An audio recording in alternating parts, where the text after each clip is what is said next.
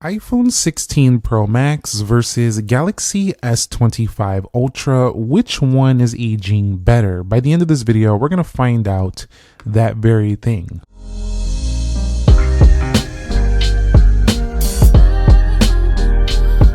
So what is up, guys? Nick here, helping you to master your technology, and let's talk about which one has been aging better. Now, I've been doing a few 9 months later videos in the past week, but I haven't done an aging video here on these two right here.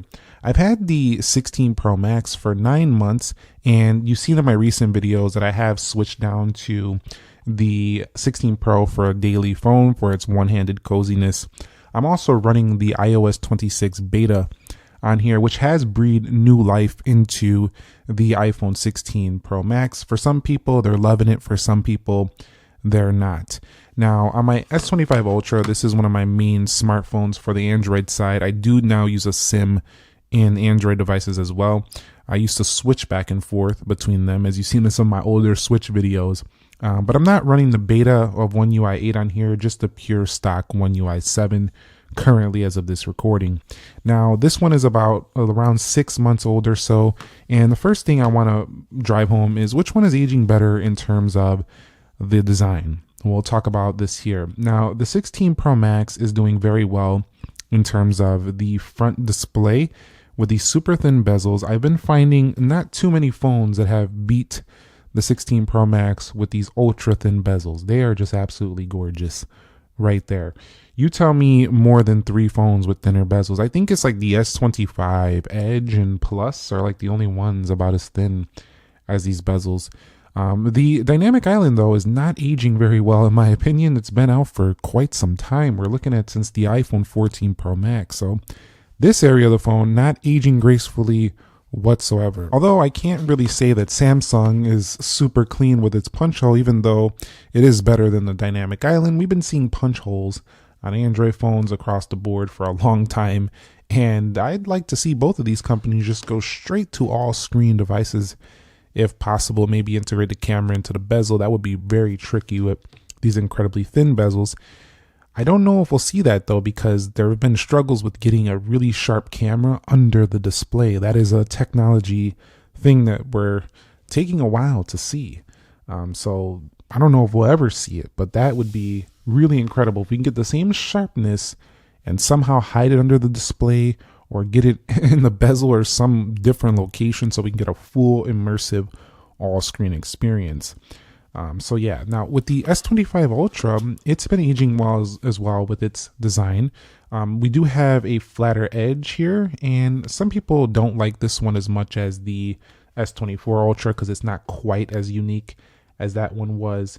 But definitely, I do think that it's really clean and it looks very the part.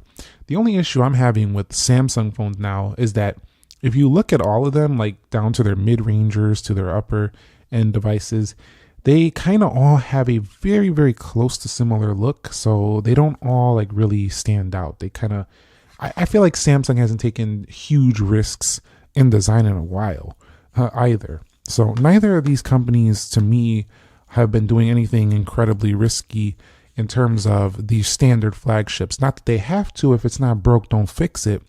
But I would like to see some drastic changes to both of these in the future. Like, it kind of feels like we just get these small iterations every year of the same exact product. And both of these are aging well for 2025, of course, but they don't really excite me as much as they used to, because they've kind of been just small iterations on what worked. Now, which has been the better phone in display quality? Now, both of them are Samsung displays, so they're both excellent. But I would say that I've enjoyed the S25 Ultra's display more. I'll tell you a couple of reasons. Number one, when I am reading on this phone, I do like its sharper text. I think it's very obvious how the text just looks sharper on the S25 Ultra. I also prefer its anti-reflective properties. It definitely looks nicer and has way less glare. So I tend to think this display looks better than the iPhone 16 Pro Max in most regards. It is a very large canvas here, and it does have, of course, those thin bezels. But I also like, and I've talked about this numerous times before, I just can't get over talking about how we have landscape mode, we have split screen modes, you have the ability to put the applications wherever you want. So with the S25 Ultra, I feel that the display has been aging better for me. Not only the experience, but the usability of it. And also its PWM flicker is definitely a little bit more noticeable or less noticeable than before. So they've doubled the rate, although it's still not as good as, I would say, some of the Chinese phones out there. Now, Apple's display feels very nice as well. It is large, and of course, those ultra thin bezels are beautiful, but it feels kind of standard. Like I've been seeing this quality forever. Like it looks like I've seen this quality on the 15 Pro Max, the 14 Pro Max, 13 Pro Max. There's no anti-reflective updates. We do have ourselves a little bit of lag there with 26 beta, so don't take that too serious. It's just a beta over here, but the liquid glass does give you a nice different look here on the software, but generally the display smooth and accurate, pretty good viewing angles, sharp but not as sharp as the Samsung, and a little bit less vivid, especially when you crank up the vivid mode on the right. So both incredible displays, but the Samsung one just feels a little bit higher end for sure to me, to my eye. It also gets brighter in sunlight, so that's going to be my pick for the past 6 months. Definitely has been the better experience. Now, when it comes to battery life, I have to say that unless I tweak some things, the iPhone tends to last longer to me. Like if I'm using the 2K resolution, full brightness, the Samsung drains much faster than it would if you did some tweaks to make it a little bit better. I do find it to be a little bit annoying that Samsung didn't put a carbon silicon battery in here or even make the size larger. It just feels very not like an upgrade to me over here, but this battery has been weird, as in it started out like not having the best battery life, but as I've used the phone, as it has adjusted to me, the battery life has gotten better on my S25 Ultra, and now it just lasts super long, like a whole day and then some. So it's an enjoyable phone, one of the best actually for Android phones. Qualcomm Snapdragon 8 Elite for Galaxy chip, very optimized, 12 gigabytes of RAM, and frequent updates to fix bugs and battery issues. So this phone lasts a long time. It's the one to pick from the Samsung S25 series if you want really long battery life, this and the S25 Plus. Now, I've been just so impressed with the battery life on the iPhone 16 Pro Max. It's been one of my favorite features of this phone. Of course, it's gotten worse a little bit for this iOS 26 beta, but this phone has reminded me of the 13 Pro Max, and it's been aging gracefully. It lasts all day easily. Actually, it's like a day and a half if you're a heavier user. If you're a medium user, this is a 2-day phone right here, whereas that Samsung to me is more like a 1.5 most of the time. Both of these are some of the best out there, but the iPhone has really good standby time, this device has. So if this is in your pocket and you're not using it, it just sips it. So the iPhone to me has been aging a bit better to me in battery.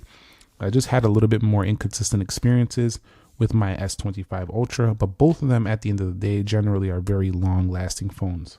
So let's talk about the cameras. When it comes to the look of them, the iPhone's definitely not aging gracefully. It looks very old. The look is just like so 11 Pro Max. So I want to see them change the overall look of the camera. I actually like the 16 Plus's design a little bit more than the look of this one, just because it was newer. And then we go over to 4K 60. You can see we do have an amazing quality. But one thing I've enjoyed is the actual results from the camera and the video. They just turn out so good for sharing on social and stuff like that. I really like the Samsung's versatility though. It's so fun, and it feels like if I got some extra time to go ahead and play around and just go deep into the settings, the expert raw, the pro video, this is my favorite, one of my favorite phones out there. If we go to video, you have 8K, and they do have really good consumer oriented features, but they also have good pro oriented features. Like if we go to video, you have the log over here as well. So you can really dive deep. And to me, this is more of a pro users type of camera versus the iPhone. I feel like the iPhone is still more simple for the average consumer. This one is a little bit more granular. You can get granular with this one. Yes, you can customize it to be simple, but I feel like somebody who really enjoys taking photography and videography, This one has aged better. It's been fun to use. It's got a lot of features, and you can go deeper with the Expert RAW mode, whereas the iPhone's just still that trusty, reliable social media camera on a big screen over there. So I think for everyday simple use, I'm going to pick the iPhone. But for the Pro and deeper controls, it's been the Samsung. Now, we talked a little bit earlier about how One UI 7 is on there and we have iOS 26. iOS 26 has definitely breathed new life into this phone with the visual changes here. Liquid glass over here. They did upgrade the control center to look a little bit less jarring. But the customizations with the clear custom apps, I mean, just the way it all looks, they definitely gave iOS a really big update here. And I can't wait to see the official version in the fall. We are going to be seeing more features being added probably as well throughout the beta process. But the Samsung's One UI definitely been aging pretty good as well. And overall, you know, they're kind of playing it safe though. They don't really deviate too far from the core of what makes these phones what they are. They're not like overhauling the software every year anymore drastically, but they do make enough changes to make them feel a little bit more fresh. I still like how Apple brings out their updates a lot faster. So when I go into settings, I go into general, I go to software update. I feel like I see these updates way more frequently. Samsung's rollout is a little bit more fragmented across the globe. So you can be waiting, you could see an article about you got the One UI update and then you're clicking refresh and then you don't see it and then you're sleeping and all of a sudden there's an update and you're like, oh, well, there it is. So it's just a little bit slower to come in. It's more predictable on the iPhone, but of course, you know the differences between iOS and Samsung. We don't really have to go too deep into that. I do think that they're still not making big changes like drastic overhauls like back in the day, but they're definitely refining out what's been working, and they've both been very enjoyable. I just find that the Samsung is going to be better for the functionalities, like a Swiss Army knife of software. The iPhone's going to be better for the daily personal use, text messaging on iMessage, FaceTime, just kind of like, you know, normal everyday use. It sometimes is just easier to work with. Now, when it comes to build quality, daily use, just quality of the phone itself, feel in the hand, I still prefer the curvy sides of the iPhone. They're pretty nice. These are both very strong on the edges, so you have no issues with the titanium builds. Very strong there. Cameras are tough, but of course, hit that on the right angle, you're cracking that lens for sure. They don't feel delicate. They feel like tanks. Both of these phones feel like tanks, but they still need cases, especially when you're paying this kind of money. I don't like the look of the camera rings on the Samsung. I'm going to be honest. I want this to change. It just looks, I don't know. It doesn't look super premium. I don't like these camera rings, but the sides of the phone are very flat and easy to hold. And the Samsung somehow has a better balance. It just feels more balanced in the hand. It's big but balanced. That's the best way I could describe it. But if you're looking for a super lightweighter, you're definitely going to want the S25 Edge. And if you're okay with something in between, you'll love the S25 Plus. But in pocket, both of these will weigh the pocket down. You're walking with some shorts, you're running, you got this in the bag, you're going to see this thing, you're going to hear these things. You're going to feel them. They're definitely not no small boys. These are some big dog phones, and you are definitely going to feel them day in and day out. So final verdict of this video, which one has been aging better up until this point? We're now in summer, and I got to say that it's pretty close, but I think Samsung is definitely the more modern phone. It feels more modern. It seems like it has more to offer on hand. I think it's going to change a lot this year, though. In just a few months with the iPhone, I think Apple's done with this. They're going to bring something different to the table with the iPhone 17 series. So super excited about that. But as of now, I think the Samsung is ahead when it comes to the aging of it. It just feels so modern right now. But I do have to state that there is some things I miss about Samsung phones, like no SD card expansion, the Bluetooth S Pen features going away. I don't like the camera lenses as much, the way they look on here. And I miss when Samsung really put like a little bit more into the upgrades. It feels like the cameras weren't upgraded that much this year. That the 5,000 milliamp hour battery being the same, that's just not very what I'm used to from Samsung. I'm used to seeing major upgrades every year. And even though they didn't have to do that much to be ahead of the iPhone 16 Pro Max in my take, they definitely are not doing what they used to do when they were like going 2-3 steps ahead of the competition with their specifications. And that's what I want to see from future Samsungs. I want to see them going to town again. Hopefully we see that in coming years. But yeah, as of now, I would put the S25 ahead in terms of how it's aging at this point. So thumbs up if you enjoyed it. Subscribe for more. I am going to have the Nothing Phone 3 coming soon, so stay tuned for that. We'll do some speed test comparisons. And we're also going to be covering the upcoming flagships for the rest of the year. So you might want to be subscribed. I'll catch you on the next one. Nick here. Be sure to be well. And peace.